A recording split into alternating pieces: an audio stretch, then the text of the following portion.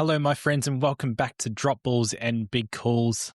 Today's episode is a little bit different because today I officially become an Australian citizen. I wanted to just reflect on this moment that I'm incredibly proud of, and I guess talk you through what it means to me. When I got the email confirming that I'd got Australian citizenship, it meant a lot. It was a really meaningful moment in my life, and I guess a real shift in my identity, really. I didn't celebrate straight away. I just sat with it and just reflected on the last nearly 14 years now I've lived in this country and what it's meant to build a life here and how far we've come. Growing up in New Zealand, Australia felt like this distant, shiny star, essentially. I knew it through sport mostly. The MCG, State of Origin, Shane Warne, all of those teams, those stadiums, Australia itself just had this aura around it for me. And I became quite obsessed with it in many ways. I remember thinking if you could make it in Australia, you could make it anywhere in the world. Then fast forward to 2011 and the Christchurch earthquakes hit for the second time, and life just cracked open, to be honest, and Australia started calling. The first time I landed in Australia was actually in Sydney in 2009, and I was completely blown away. It was 40 degrees. It was in the middle of a heat wave. The people were amazing. It was just chaos everywhere.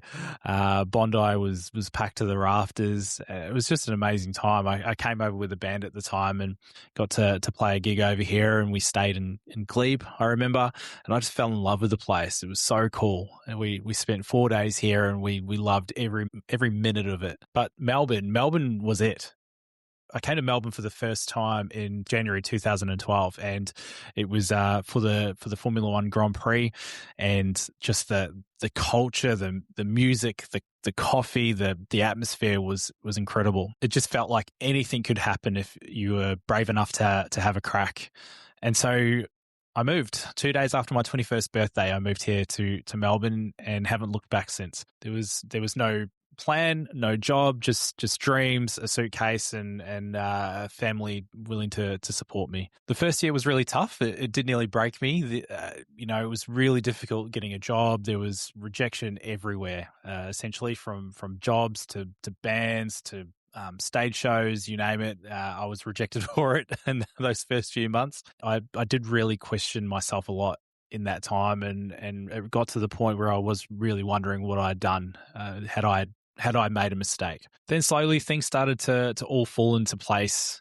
Got a job, got into a band called 10,000. That feeling of home really started to creep in quietly. Made a lot of great friends, and it really felt like I had a family here and a strong community of friends that really helped me to feel settled here. And it was just such an enjoyable period of my life that time, getting settled here in Melbourne. Don't get me wrong, I missed a lot by leaving. Weddings, funerals, birthdays. I lost friends in tragic circumstances that obviously I didn't get to say goodbye.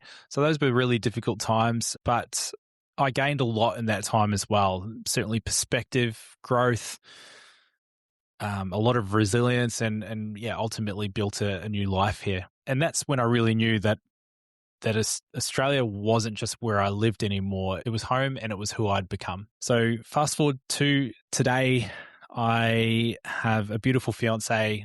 I have a 3-year-old daughter. I live on the Mornington Peninsula here in Victoria. I'm just living a life that I'm deeply grateful for. And so today, when I pledged myself to the country, it wasn't just a formality. It was a thank you.